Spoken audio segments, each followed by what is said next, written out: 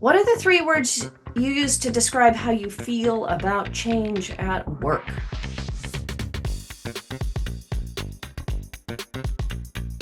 Change at work. Vancouver, welcome, Katerina. Hi, Lauren from BC. There's another East Coast. Three words you use to describe change at work. Blender, that's a good one. Chris has done his homework. Impactful. There you go. Both, right?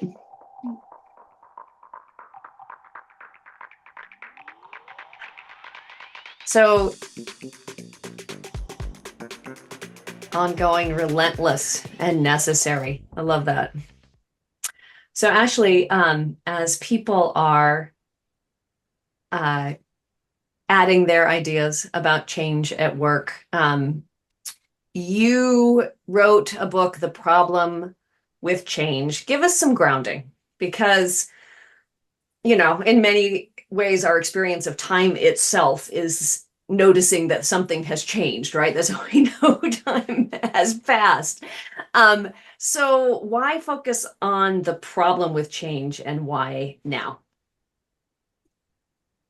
I've always been fascinated, intrigued, curious, frustrated about things at work that don't make any sense to me. Mhm. And I spent the first part of my working life telling myself very earnestly that the problem was me and that it was my fault that I didn't understand why people in large businesses did all of these things that I didn't understand. And then I found out that I wasn't the only one who felt these things were silly or misguided or unproductive or just slightly off.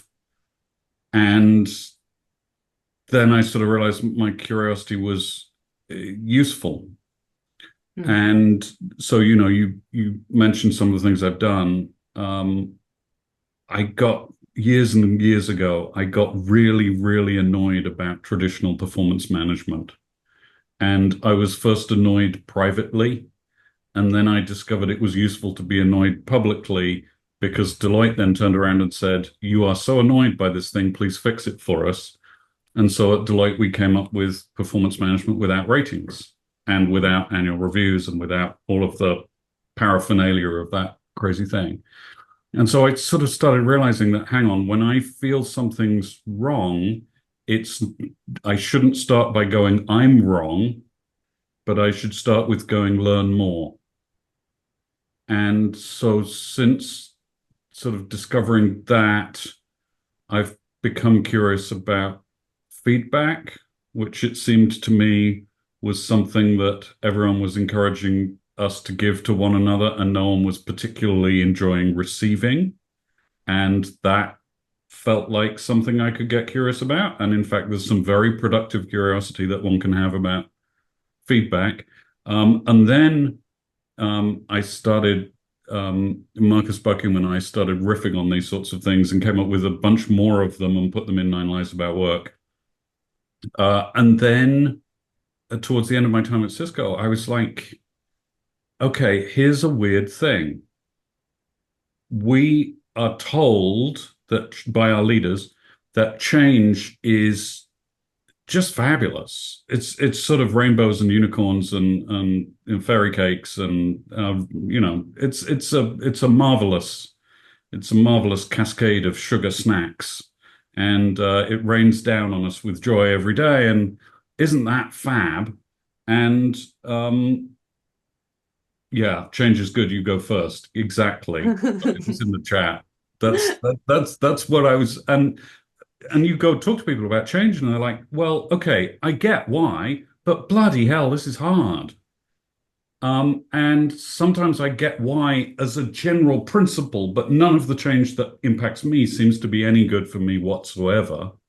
And so I was like, okay, there's a thing there, and it's of a flavor of the other things I've studied or written about, and it's hidden in plain sight, which is always interesting to me.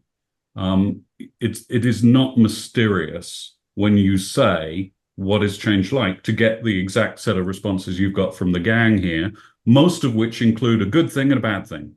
Uh-huh. So it's right there, but we don't talk about it very much. So I wanted to talk about it, apparently at the length of 75,000 words. So I went and wrote a book. I really enjoyed it. I wasn't sure I would. Honestly, I will be very candid with you because problems, you know, boy, we can find all kinds of problems. I got 99 problems and reading about how what more they are is not one of them. But, but you were full of fabulous little bits of research and solutioning in there too. And that's what I really loved about it. So, one of the things you talked about there was you talked about the simplest way, and I'm going to quote you because I have my Kindle and I highlight all the stuff so I can quote it directly. It makes me feel so smart. Um, the simplest way to think of change in terms of what it does to all of us is as a series of severings. It severs our relationships with other people and imperils our sense of belonging. So we're in this place where people are getting laid off. The return to office mandates are creating some significant havoc, and team composition itself is sort of a squishy, mishy marshmallow of a challenge. Uh, Given as you were getting into this, how do you feel teams and companies can best maintain a sense of belonging and connection while they're facing change? You mentioned that starting with a problem isn't necessarily a super happy way to, or a super uplifting way to walk into a conversation. Um, it is the way I Lovingly, it is lovingly. it is the way I walked into it. So there's a little bit of authenticity by saying, listen, I started off by asking myself, all right, what is the problem with change? And you discover fairly quickly that for some of the reasons you've highlighted, it's really hard on people. Yeah. Um, Also, and maybe equally important from a business perspective, it makes it hard for people to do their jobs. And so this isn't just like, I don't like it. This is actually, I can't bloody get my job done, Right. which, in a good, honest capitalist society, should have a little more heft, maybe. Um, and so the first thing to do before we get to the how can you preserve belonging in teams is just to simply go very clearly, stop doing it. Stop doing the things that upend teams. And people go, well, you can't not do a layoff, can you? And the answer is, yeah, you can not do a layoff. Well, how will we save the money? You're not saving any money. Go ask Jeffrey Pfeffer at Stanford, and he will tell you that layoffs don't save any money because by the time you've rehired all the people and you've recovered all the expertise and you've paid all the severance, you're pretty much back where you started in terms of headcount and expense. You go, well, I've got to do a reorg. Well, again, look at the academic literature. They don't achieve anything near what they're cracked up to be. So there's actually a pretty strong case for just stop it. Mm-hmm. And then you go, all right, well, from time to time, we're going to do a change that is not an immediate cost-cutting, Wall Street pleasing exercise in sort of making sure that we look good for the next 6 months, but we are actually trying to build something better. How'd you do that? Now I can answer your question. And now you can sort of say, all right, well, how do you preserve belonging? A, keep teams intact as long as possible. Assign work when you've got a new project, for example. Don't assemble a team to do the project. Find a team to do the project. Find a pre-existing team that already has relationships and knowledge of one another and rituals and habits of work and say, hey, I'm rather than forming a new, we'll do the special project team or the SWAT team or whatever, find a team. And if the team doesn't have every perfect little profile of relationship of everything that you want, never mind, because they've got a whole bunch of stuff in terms of their existing network of relationships and skills and understanding that you couldn't synthesize in your own time frame. So on a team, beyond that, teach team leaders how to make really good teams. And that's we could double click a lot on what we need to teach team leaders to be really savvy about. And then maybe because I started this answer talking about problems and that's all heavy, the fun thing that I discovered for how to preserve team cohesion is to share the odd secret. And there's this lovely power of secrets where you go, well, hang on, you're not meant to do that at work. At work, we're meant to be all open about the flow of information and we shouldn't have secrets. And anyway, if you have secrets, they're confidential and you shouldn't be sharing them anywhere. But there's this lovely little category of stuff that's like the war stories of a team, or remember what happened when, or let's reminisce about the time when, that creates a sense of belonging because, it's like we're part of the same team because we have a shared history. And reminding people of a shared history is a very powerful way of accentuating the connections between them. Although this insider micro stories. I think in the book you talk about the pistols Yes. at the evil banking company. I can't remember which one, or a big banking company. It's the evil JP Morgan Chase. Yes, yeah, you're right. Cool. Yeah. So it's an interesting challenge, right? Because what you're talking about is you say, don't do it, right? Don't do the reorgs, don't do the layoffs.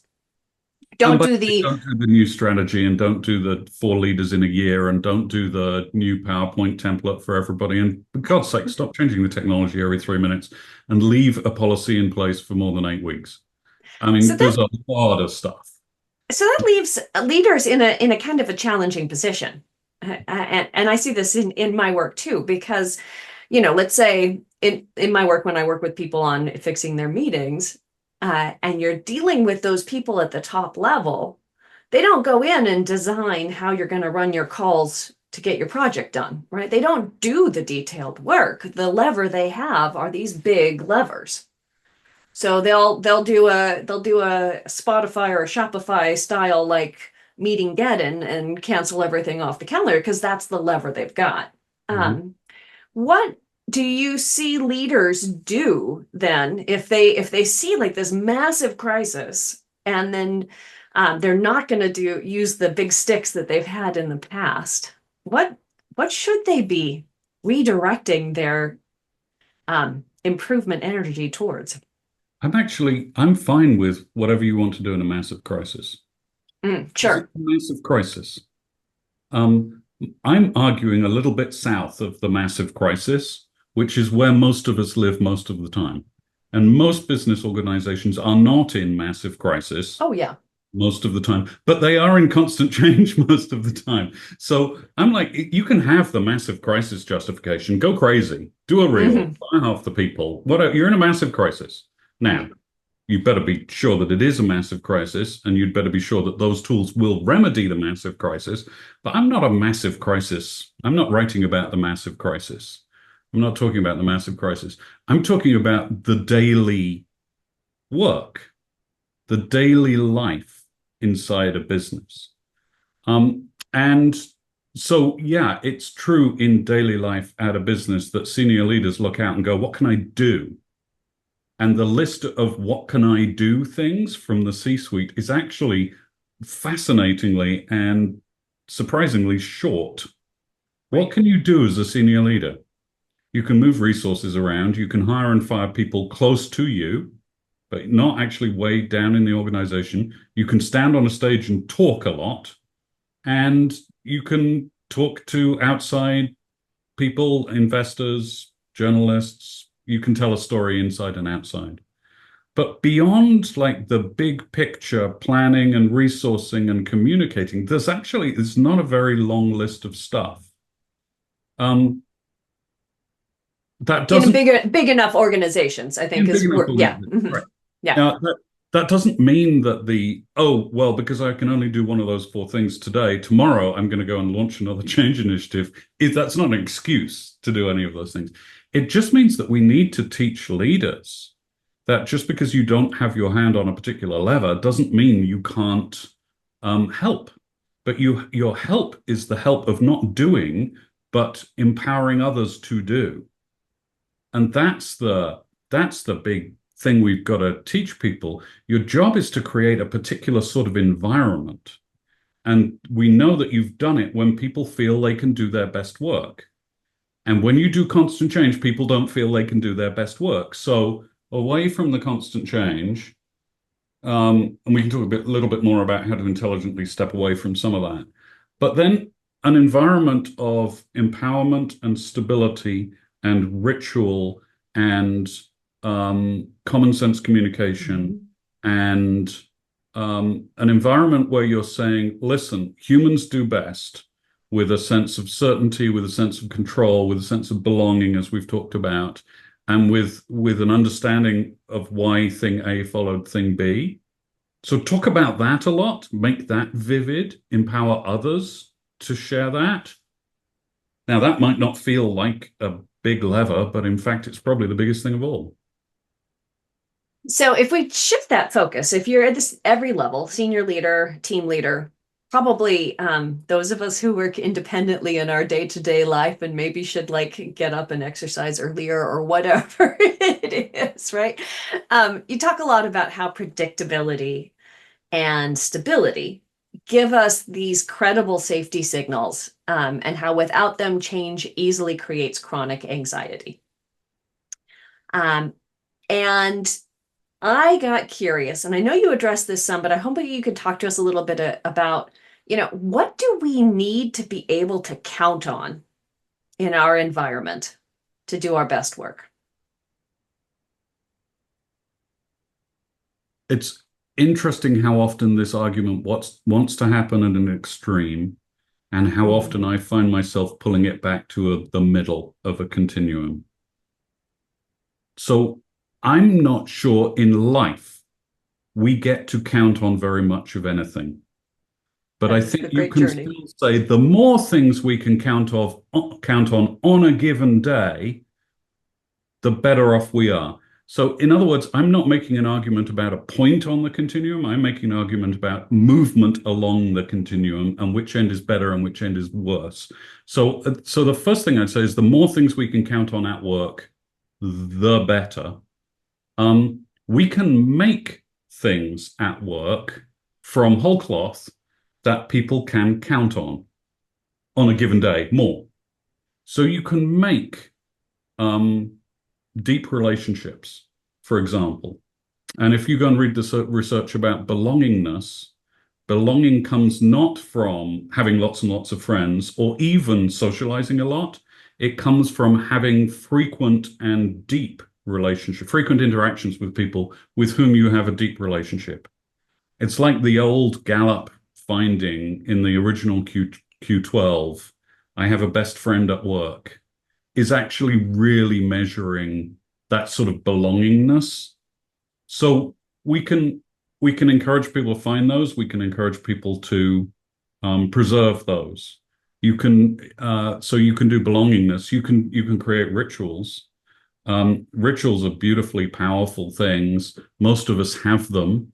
Most of us don't understand that they are rituals. But they are a way to give rhythm and, again, something that we can count on to a day or a week or a set of relationships or a team. So that there are ways to provide more of stuff we can count on, and maybe throw one more in the mix. I write a little bit in the book, or actually quite a lot in the book, about the language we use to describe things at work and how, technical term, it's very bullshitty a lot of the time. And that's not language that we can count on to mean the same thing tomorrow as it does today, if you like. If I talk about all the meaning washing, right? Like we're going to create meaning at work by doing a grand branding purpose statement.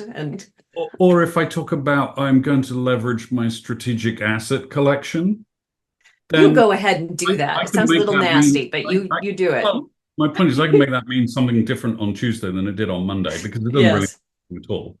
Whereas if I say I'm going to sell this business, then there's no play, then that means the same thing. So again, language that is actually not hovering slightly above meaning, but is Mhm. actually meshing with the gears of meaning is another thing that we could come to count on if we were provided with it at work, which for the most part we're not.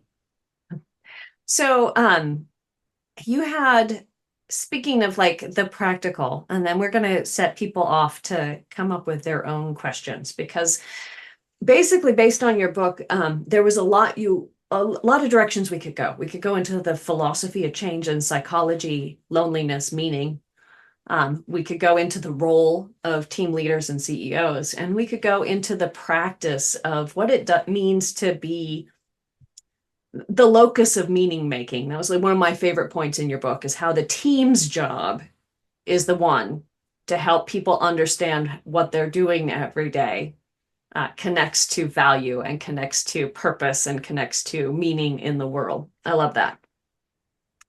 But you mentioned, and I'm just going to put these in the chat. This is how I interpreted them from your book. Several things that people can actually do that help create some of that um, bulwark of stability Yeah, that's the word.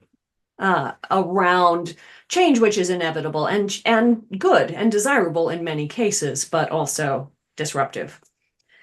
Are there any of these that surprised you, or that maybe people might not understand the power of that you'd like to speak to?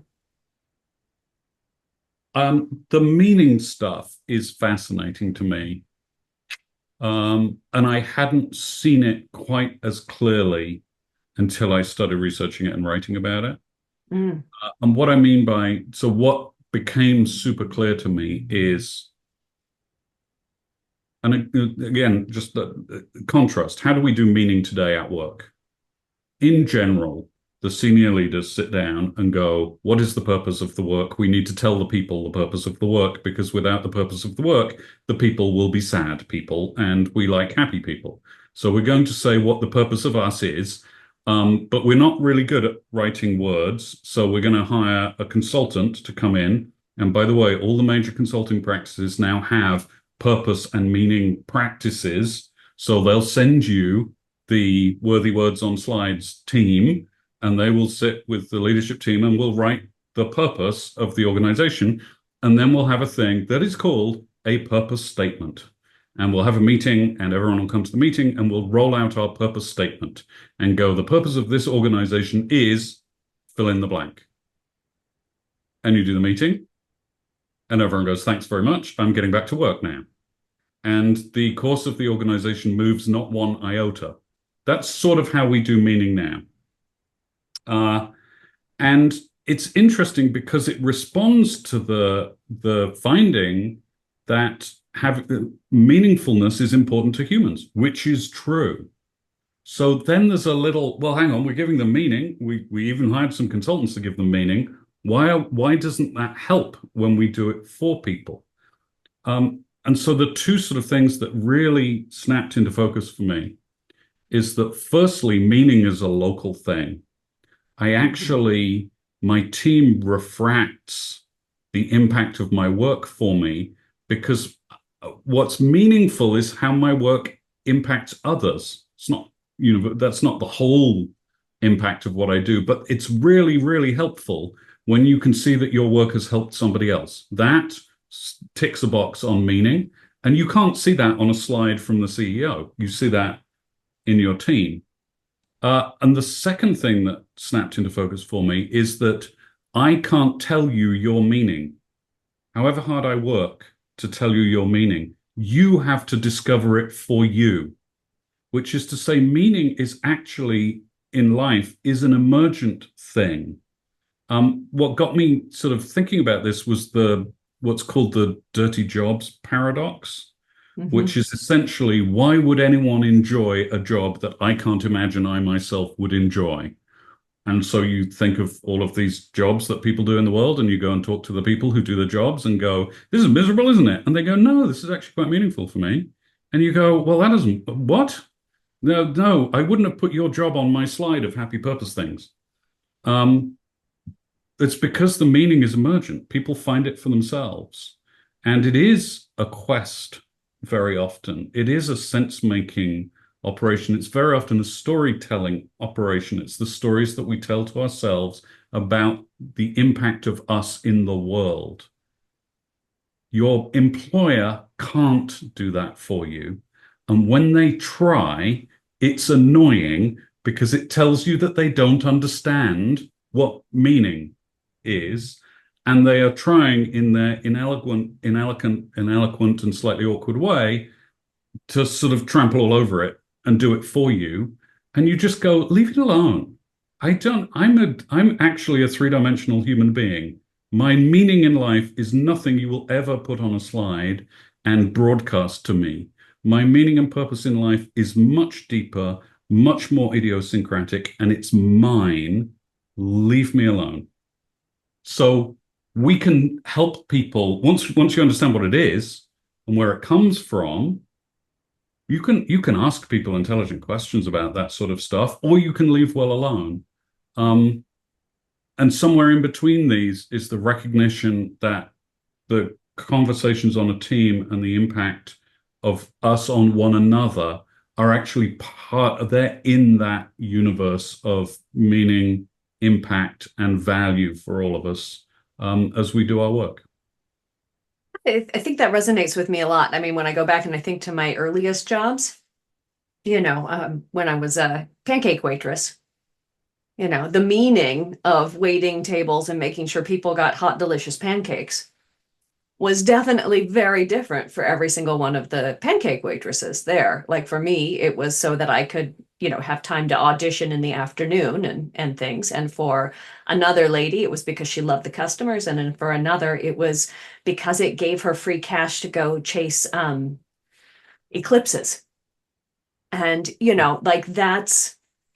that was a really meaningful conversation for them to have together as waitresses. But, when Pancake God came down and said, this is what we do, whatever. They didn't put eclipses on the slide? Weird. They didn't. Pancake company didn't do the eclipse thing.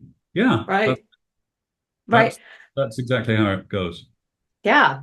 Well, let's break everybody into, you're gonna have an opportunity to talk to each other now, because I know you have questions for Ashley. So here's how we're gonna do it. I'm gonna put you into small groups for just 6 minutes. And in your group, I would love for you to identify some questions that you might have for Ashley. What are you curious about his work, about change, about how this applies in your organization, or, how your philosophy fits in with this? You'll have 6 minutes.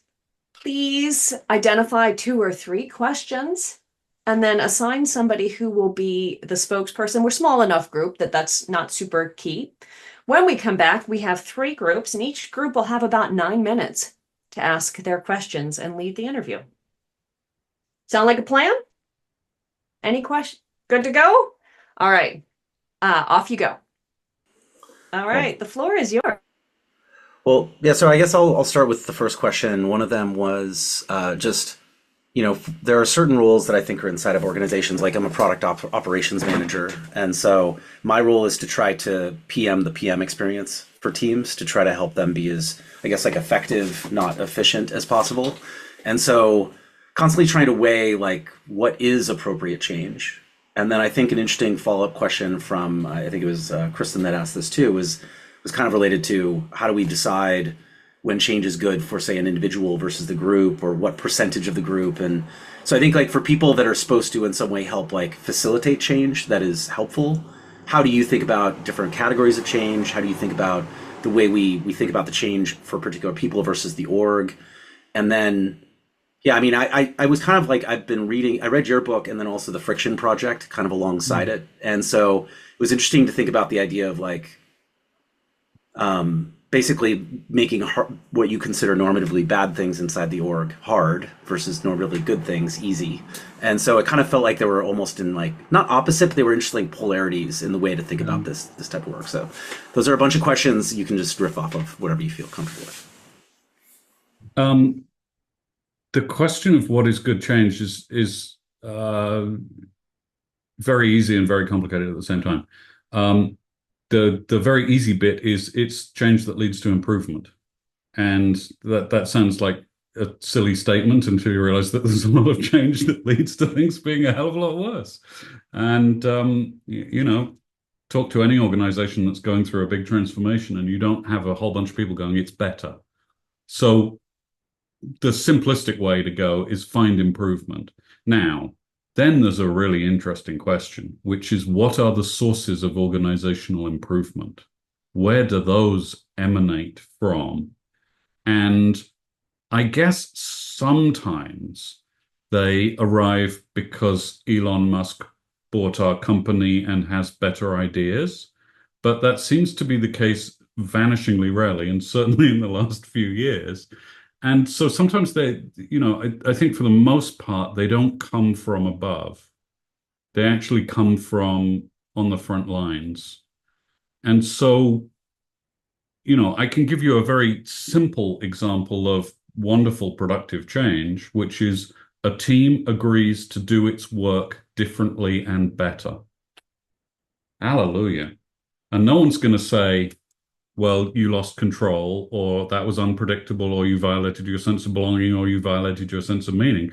And everyone will go, that's change. And I think most people involved would go, that's change for the better.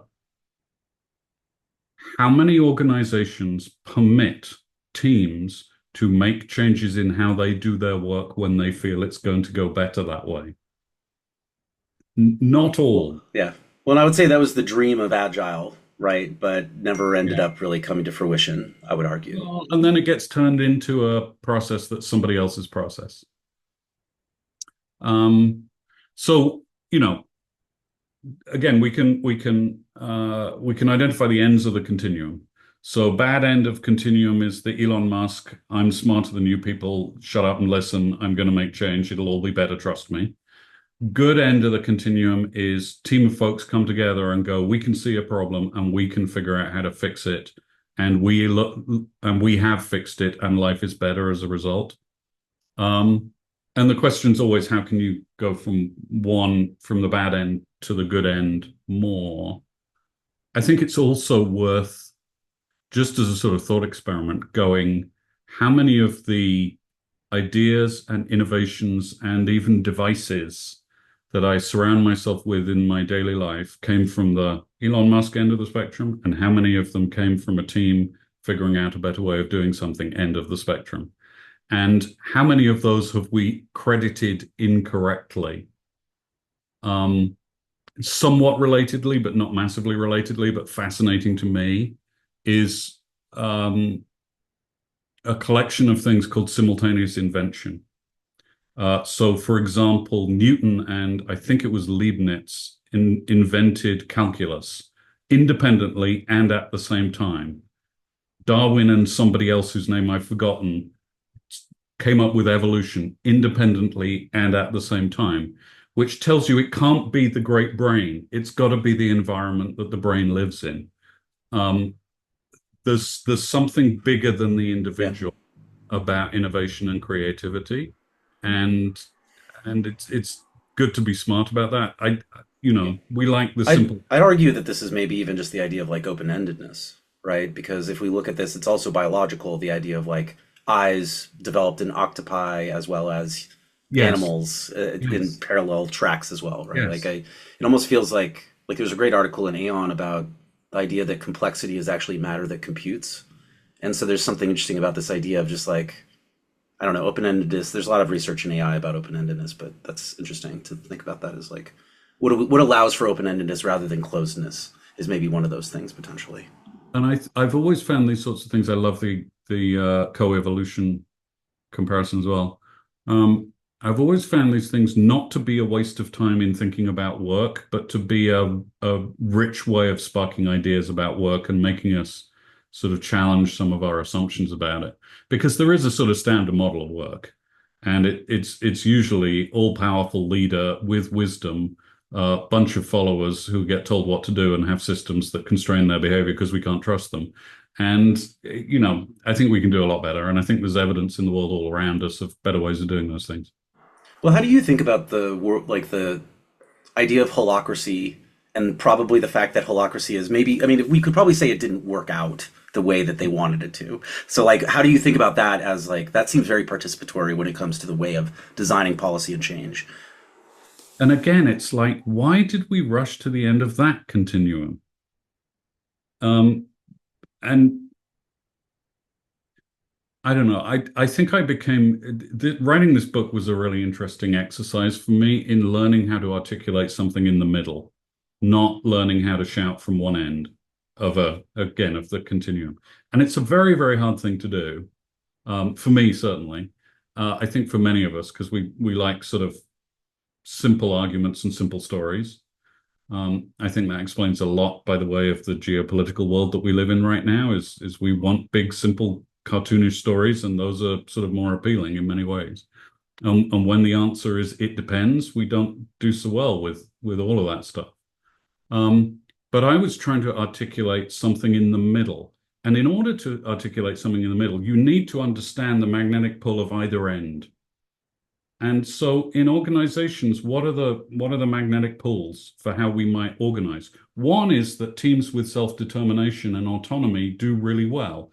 Another is that if the opposite is if we give all the teams complete free will, nothing, people will have all sorts of fun, but nothing will coordinated will emerge from it. So you have to go, well, where's the middle?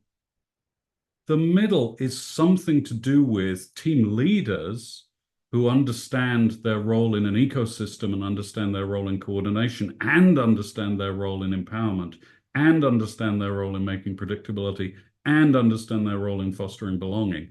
So there's a whole bunch of and at the middle. Holacracy did not pay attention to any of that. Holacracy is just like, let's have a whole bunch of meetings and strange cultish role identifications for people. And you don't get stuff done. You know, no business can work like that. So they missed the middle. They went straight past the middle. I'm trying to argue for the middle. It's really hard work.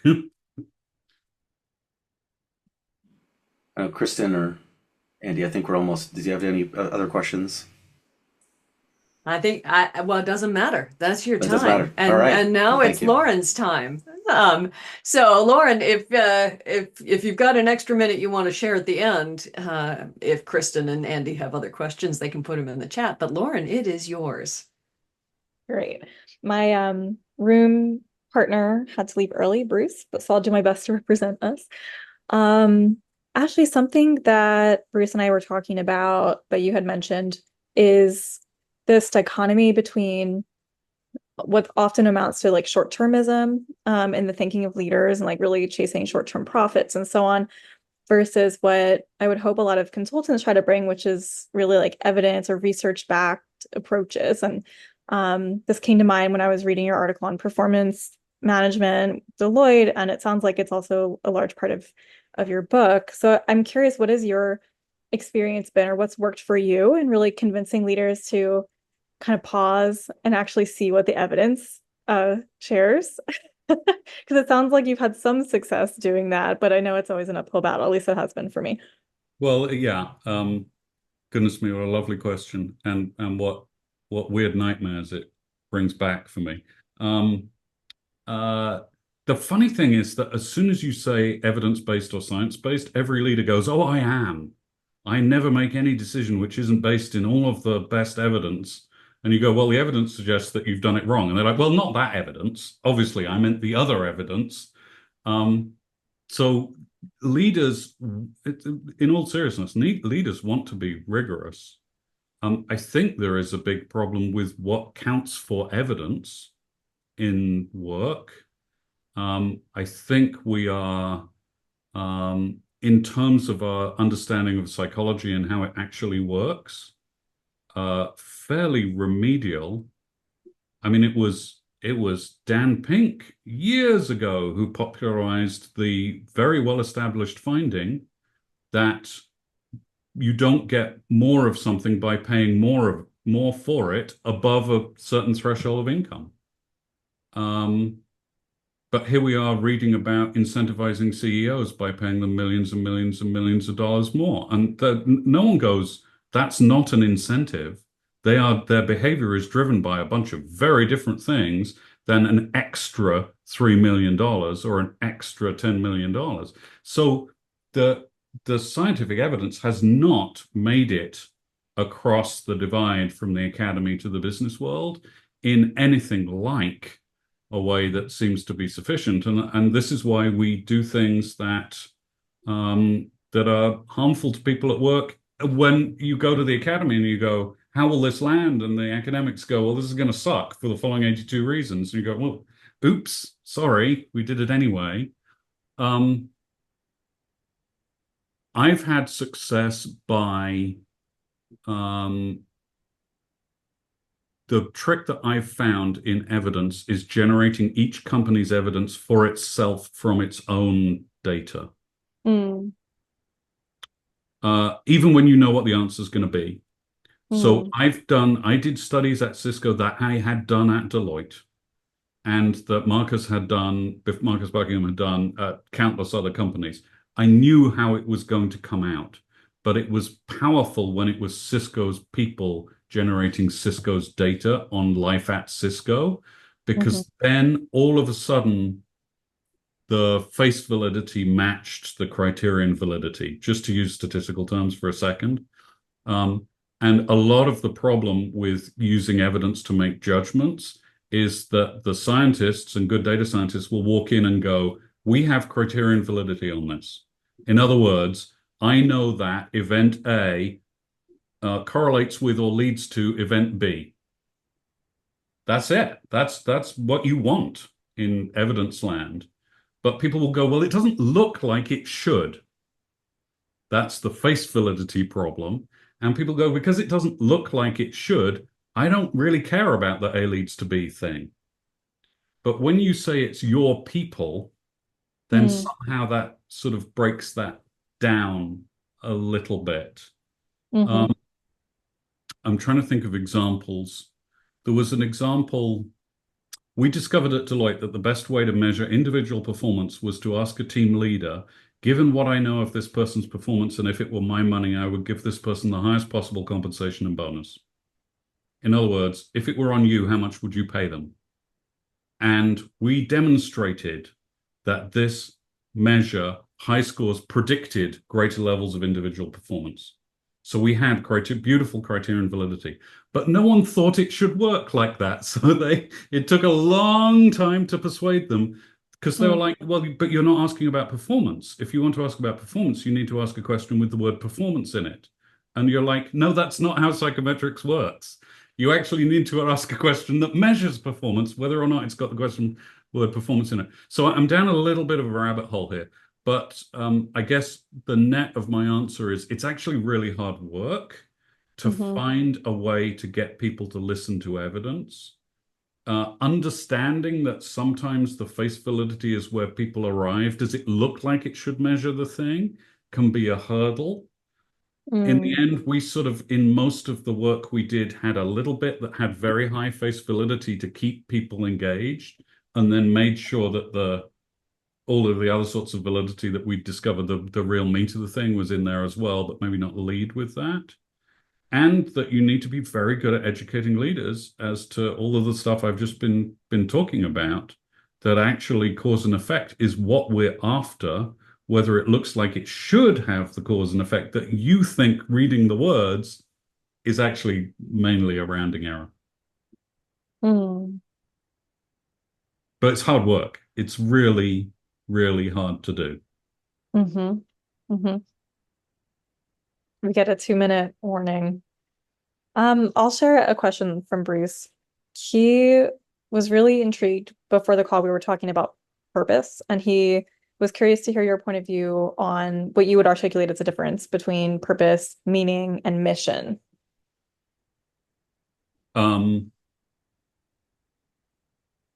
I think that distinction, however we could slice it, is lost on the people we're slicing it for. I'm really simple. People do better if they know the answer to the question why, most of the time. Now, under why, we can go, what is my mission? What is my purpose? What is my reason for being? I'm not really fussy about. I don't think it helps. And I think when companies come in and go, we've got a purpose, and therefore we've got a mission, and therefore we've got an objective, and we've nested all of these things, my reaction is always, yeah, but again, as I was talking about earlier, none of them emerge from me. None of them are mine. They're yours. So and what I want to know for me is why. Why do I do what I do? Why does that make me feel useful? Why does that other thing make me feel unuseful? So there's a story of our motivation and meaning, and whatever. I'm not too fussy about whatever words we want to affix to that. Let's just understand that its essential characteristics are it's ours and it's emergent and it's idiosyncratic, and no one can help us figure it out. No one can tell us what it is. People can help you figure it out, but they can't actually just sit down and go, hey, Lauren, your purpose in life is this. You can thank me later, because it just doesn't go like that. Thanks, Ashley. Of course. Okay. Thank you, Lauren. Melissa Katarina Scott, who is your spokesperson? You're up. I volunteered or was volunteered. Works for me. Voluntold. We came up with a couple of questions, and we were curious about you said that you were talking, Ashley, you were talking about how in a crisis you might need to make, you need to make change, and it might have to be immediate because you need quick short-term results. But you're focused on that middle. Like, can you tell us a little bit more about the gradient that exists between the middle and where a crisis might start? And I have to guess now that you're going to say, well, it depends. It is situational because it's going to be simple. But can you tell us more about how, your work coming to the middle, and at what point, we might reach a crisis, and what some commonalities might be, but in industries? Yeah, so there's a conversation that sort of we're weaving in and out of as a group, I think, here. Mm-hmm. That's partly about the middle of the continuum. It's also partly about timeframes, and is also partly about it feels like we're in a little bit of an Eisenhower planning quadrant thing, or otherwise known as the thing that Stephen Covey put in the 7 Habits. The thing where it's a 2x2 and it's urgent and important, and what is it? Elise knows. Urgent, important versus. Anyway, it's important and urgency. Those are the two quadrants. And if it's urgent and important, then do it now. Yeah. And blah. Yeah. So there's this whole category of things that are important and not urgent. And we don't spend much of our lives living there because the important and urgent stuff overwhelms us. And also the urgent and unimportant stuff overwhelms us. So the urgent stuff tends to drown out the important stuff.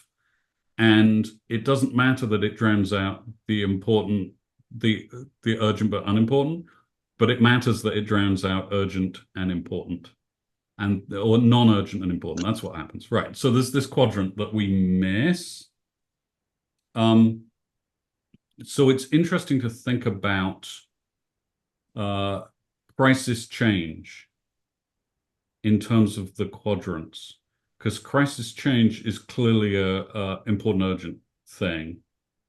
But many of the crisis changes lay the ground for the next crisis change. And so the question is, how can you do enough important but not urgent things?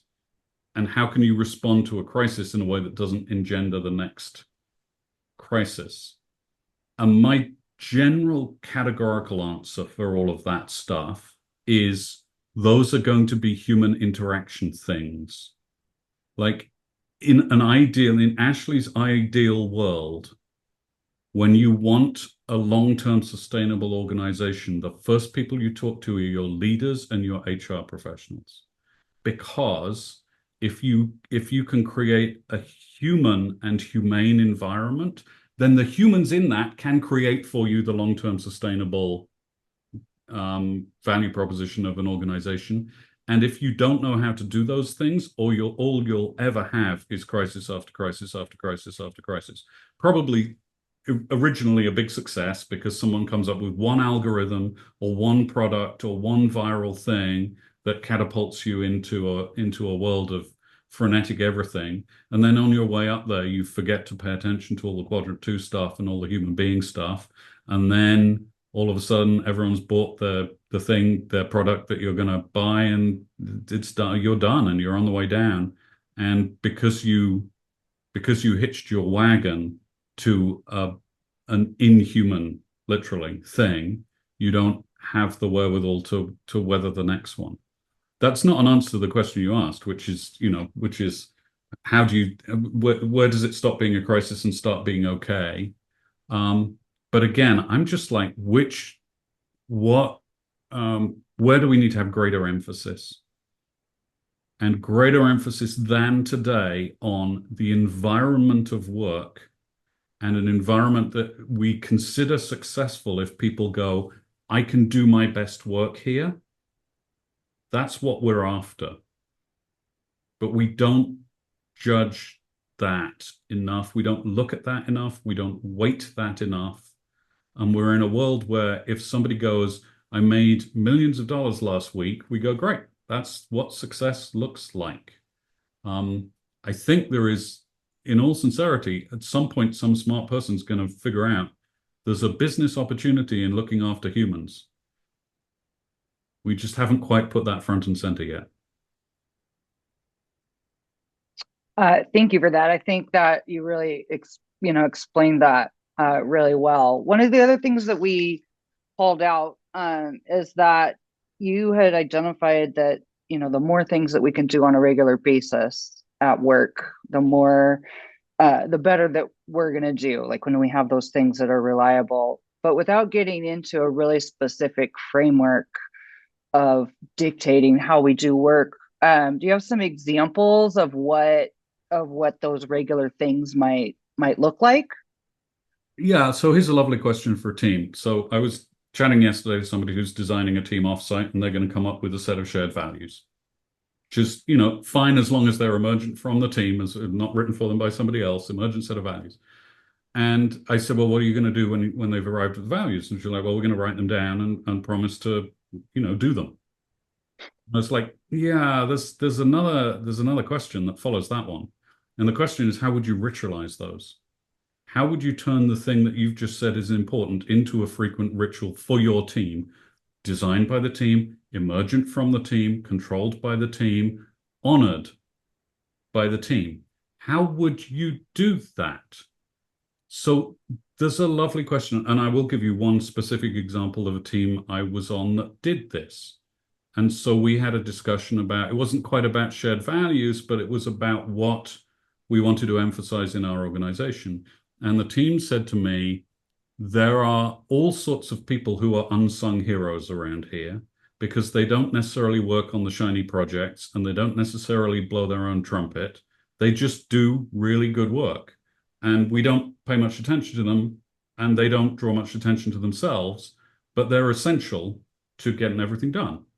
And I said, great, how would we ritualize something to do with that?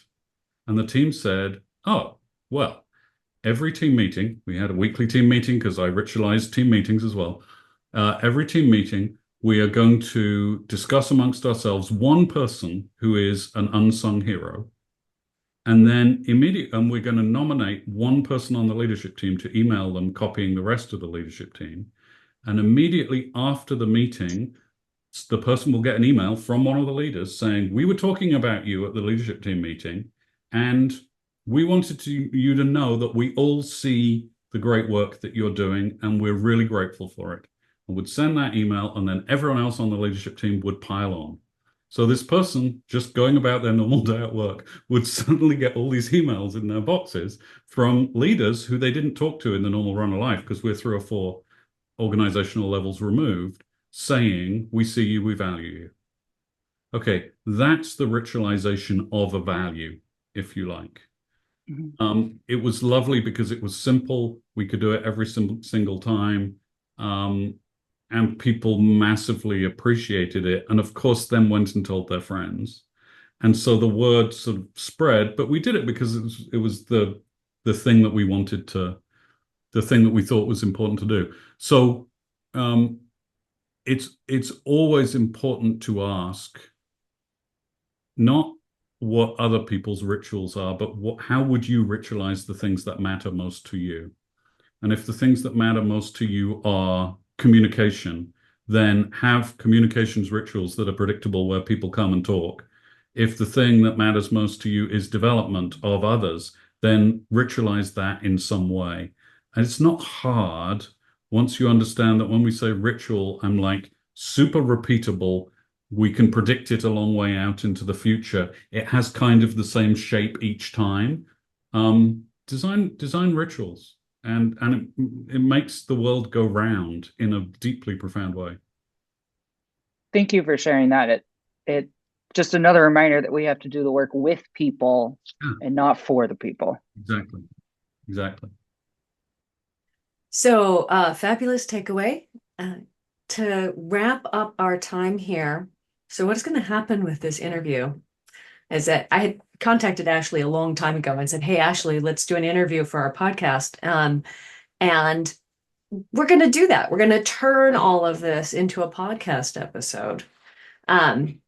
Just like we'd share the recording for anything else, only I'm going to edit it and make it all cool. And my question for you in terms of the bottom line up front is, in one phrase or short sentence, and I'd be happy to hear your voice out loud or in the chat, what key takeaway should we highlight in the recording? What's the awesome possum lead for this?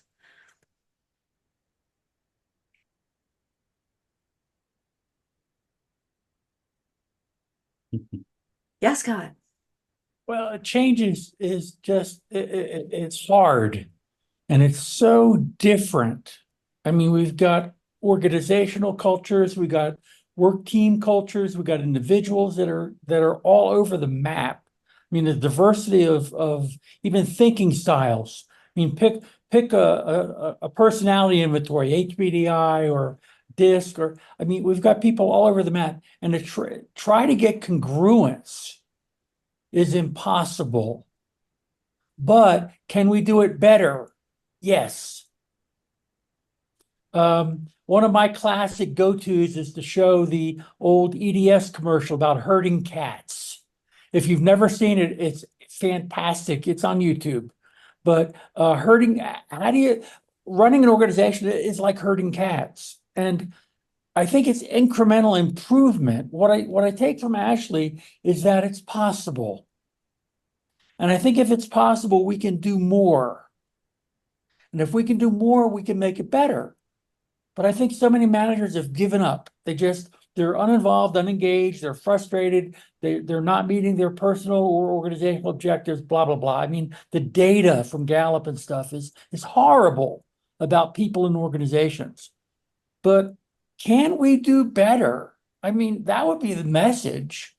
Can each of us make a single incremental improvement all over? A herding cat. Thank you, Scott. By the way, one of the things that we didn't talk much about today, that's a whole other podcast, is rehabilitating the idea of middle managers as people who are essential to the functioning of an organization.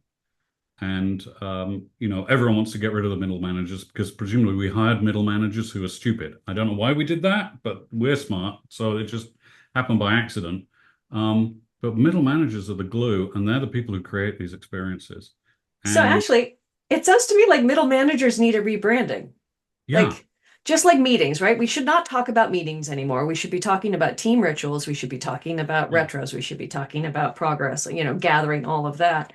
What do we call middle managers? What should they be that helps their championship status become clearer? I call them team leaders. All right.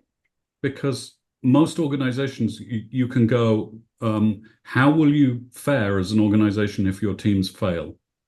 And most organizations will go, we'll fail. And then you go, how will you do if all your teams are successful? We'll go, well, we'll be successful. Great. Is it worth investing in your team leaders? And then you sort of get there, I think, fairly quickly by pointing out that so go the team, so go the company. And so team leadership is a thing. And there's all sorts of research about how to do it well, what's important, how to train somebody to do it. But we spend much more time on technical training, compliance training, evaluating people for all sorts of things that are not very much to do with team leadership. And I think we can double down on that very productively. Nice. And I love Kristen's takeaway. She says, how do you ritualize that? How do you ritualize that? Anybody else like to speak? I see some great stuff in the chat. I just like to second something Kristen said earlier, is that, and we asked about like, what do we call these middle managers? And she said change managers. And so they play a role in being a pivot point to not only lead teams or lead change, but they also are kind of at the bottom or like somewhere in the middle of this hierarchy or pyramid that we're all trying to manage. And so if they are, if they're the change managers and not middle management, we can remove some of the baggage that comes from that verbiage, because Ashley, you mentioned that verbiage matters as well. And so if we, middle management, like what does that really mean? We're thinking there's the office space, those are middle managers, but let's take away some of the stereotypes and the assumptions that we've made about those managers.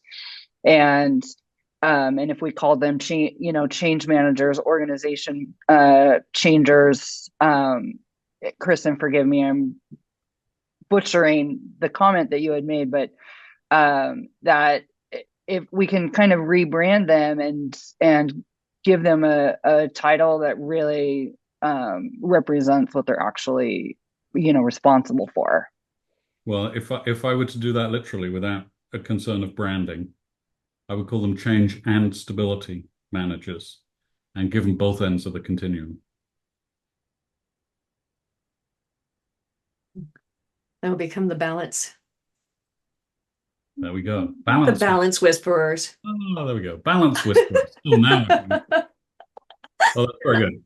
We love it. All right. What? There we go. Wonderful. Ashley, thank you so much for dedicating this time to talk with us. Thank you, everybody who joined us, for your questions, your comments in the chat, your attention. I'm really glad we had an opportunity to connect and dive into some of this nuance and this continuum, and just sort of get a chance to push the idea that maybe we don't have to be whipping our big levers around all the time, and maybe there's some opportunity to get some balance into the mix in our wonderful, dynamic, polycrisis, opportunity-filled world. So,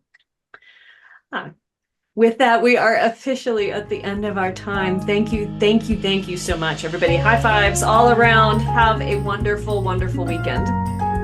Thanks for having me. Thanks, Elise. Thank you. Thank you.